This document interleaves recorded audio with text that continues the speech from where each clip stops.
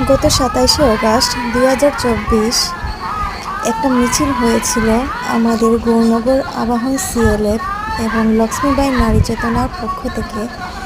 পশ্চিমবঙ্গে ঘটে যাওয়া ডক্টর মৌমিতা দেবনাথের সাথে যে নরকীয় ঘটনা হয়েছিল তার বিরুদ্ধে আমরা সকল মহিলা একত্রিত হই এবং এই মিছিলে আমরা সবাই যুক্ত হই।